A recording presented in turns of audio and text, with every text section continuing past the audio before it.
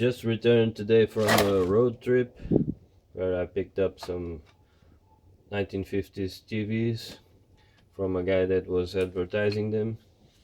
I did about 600 kilometers. It was quite a large trip to pick up these TVs, and it was a workshop that was closed since 1972 or something like that. And it is a garage, kind of a garage chicken coop sort of thing, and the guy has there about 100 1950s TVs, all in miserable condition. As you can see, everything is rotten.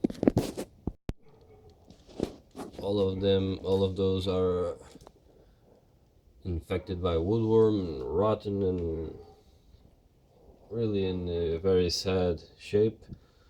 But the great thing about these TVs is that I don't know why, but I brought the CRT tester with me, and I tested about 10 of them, and all of the CRTs test as new. So I was quite impressed. These 1950s TVs with the 90-degree CRTs, they are always very tired. Anyway, I only had room in my car for 4 of them, so I bought these two, this one, and this one. And I told the guy to try and sell them, don't throw them away, because he's in a rush to empty the garage. And if he the worst TVs, the ones that he cannot sell, he will contact me later on, supposedly. Let's hope so. Now I'll make him an offer, and maybe I will buy them all very cheap. So anyway, all of these the CRTs tested very strong. This is a Siemens. I love Siemens. Siemens is one of my favorite brands. I know you are not supposed to be a brand fanboy, but Siemens and Bosch are really my favorite brands of everything. I just love everything that's branded Siemens and Bosch, so I had to bring this one with me. It has a very cool green safety glass. Looks amazing. This one right here, it's a 17-inch Philips. I already have a couple of these. I'm going to dare to say that it's the best performing all-tube black and white TV in the world. It's really an amazing circuitry. It's completely eaten by woodworm, very rusty, but seems to me that it is really low hours. As you can see, you have some signs of a very low hour set, like completely intact labels, completely intact dropping resistors. They are not burned or charred. There's no hairy material around the high voltage suction cup. The yoke is not cracked like it is always cracked on these models. So all signs of a low hour set, and the CRT tests like new. This one right here, I don't know if you can see on the inside, it's in really miserable condition.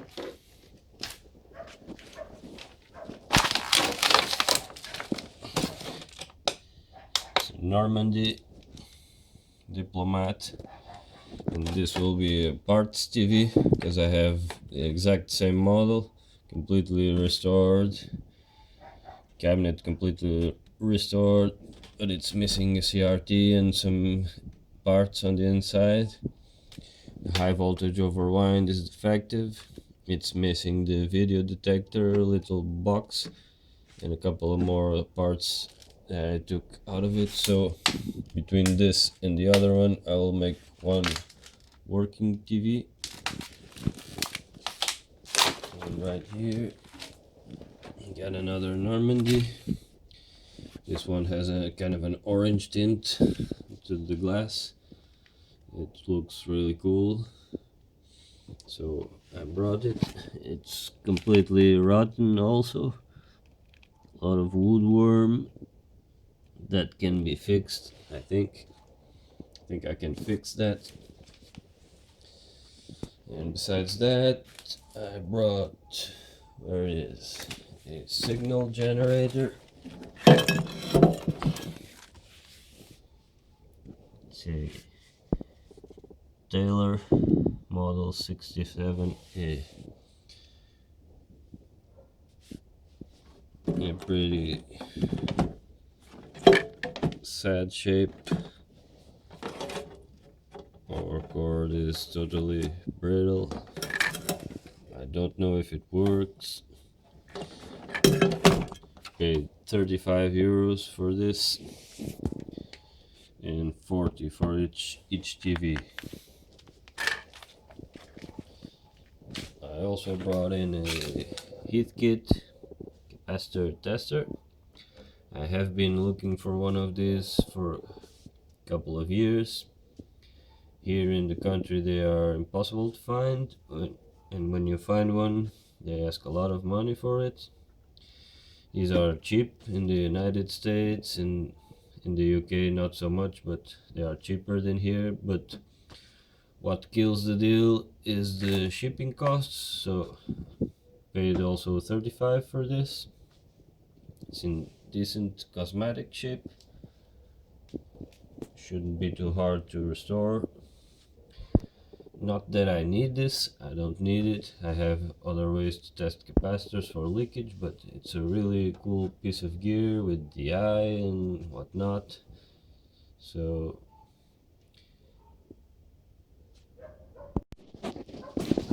it's a pretty cool test equipment piece.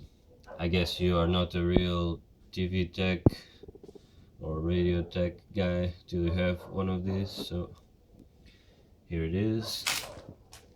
And to complete the deal, the guy threw in some books for free.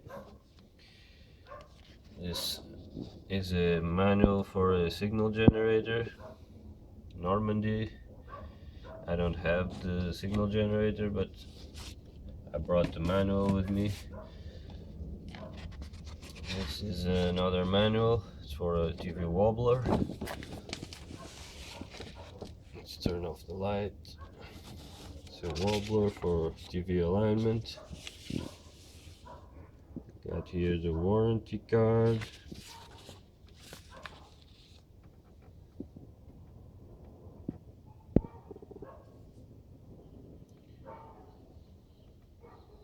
$1960.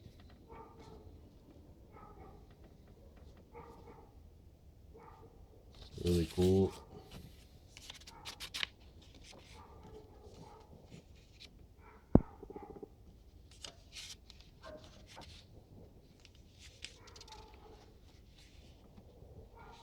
Here's the device.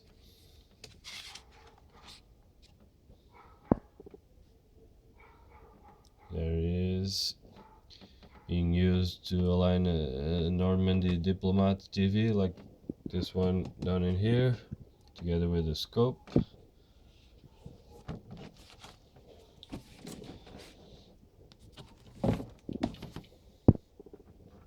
Tube manual, 1964. This, I brought it because it covers a lot of popular tubes, radio and TV tubes. PCF 86, PCF 80, PCC 85, Easy 81. So all very widely used European tubes.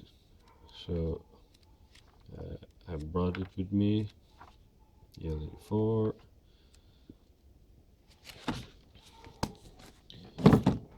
Another tube manual. This one doesn't contain very useful information, only for more obscure types.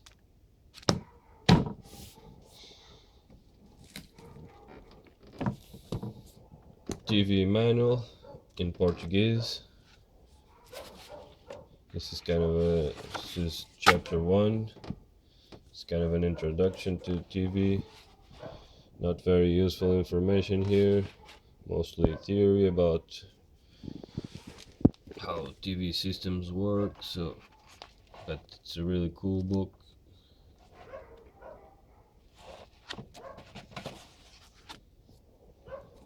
And this is the best part, the fun part, TV schematics.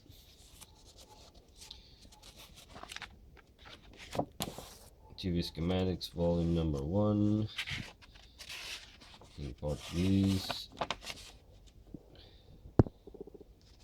Grundig, autofocus. Don't have any Grundig TVs yet. But the reason I bought this is because, sorry for the shakiness, it covers a lot of Normandy TVs. Got here the Hansits 15 that I restored in a previous video.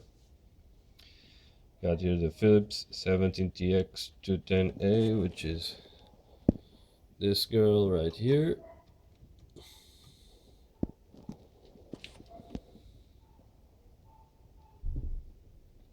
'21TX, I think I have one of these. No, I have the 21TD. It's different. Anyway, this will be useful. I love having the schematics on book, much better than on the computer. Another schematics book. This one's more modern.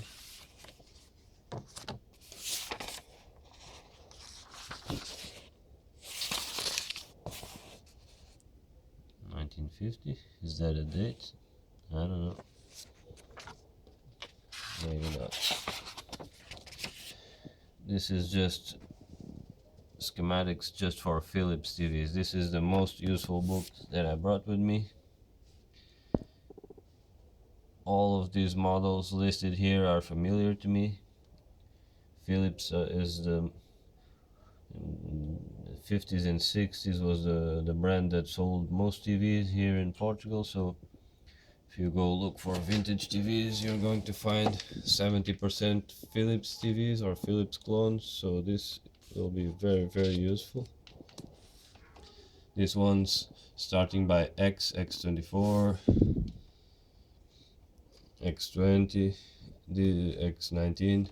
The schematics for these are not available anywhere. I have a bunch of those, and I had to repair them without a schematic, and it was painful. So here it is. And these are the factory schematics directly from Philips. And Philips schematics are very, very well laid out. You have your circuit diagram, you have parts placement diagrams, drawings, you have circuit board with parts placement. It's really, really easy to repair a TV with the Philips factory schematics. Another book that was thrown in the deal was this RCA reception valve manual. This is 1940s. It's in really rough condition.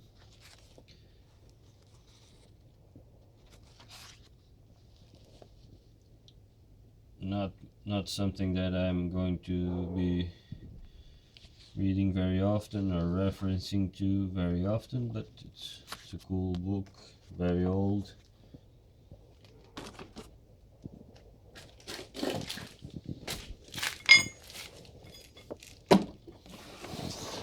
This one I think I have already mentioned.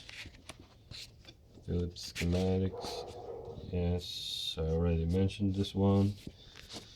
And the last one is this. This is in Spanish. I don't like reading TV stuff in Portuguese or Spanish because I learned TV repair in English. So all the technical terminology that I am familiar with in my head is in English. So this is not very intuitive for me, but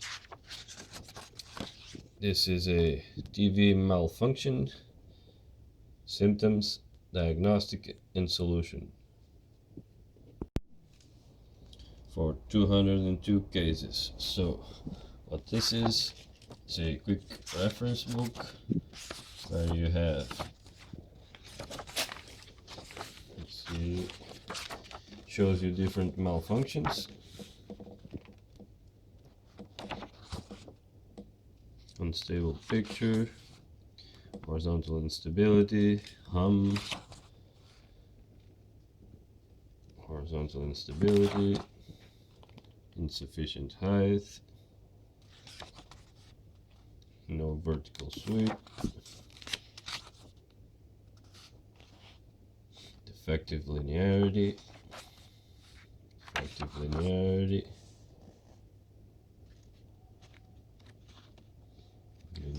problems again, darker than usual picture, excessive brightness, etc. So it shows you different malfunctions and the solution for those problems. And this is all case study stuff.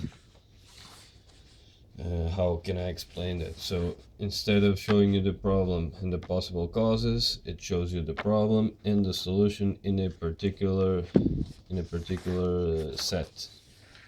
Much like the Practical Television magazine, where you had that section where you had the malfunction and then the resolution. They compiled a bunch of those situations here in this book. So it's very handy when you have weird problems and you don't know where to troubleshoot. Just come here and try to find a similar problem and go from there. It's a really useful book. Too bad it's in Spanish. I have nothing against Spanish language, but it's the way that I learned. I learned all the terminology in English on the internet. Horizontal, vertical, sweep, IF, etc. All those words, I have them in my head in English, not in Spanish, not in my native language, which is Portuguese. I have them in my head all in English, so I prefer to read about the subject in English. So, with this TV locked, expect a couple more videos in the future. This one is very beautiful looking set. I'll try to restore it.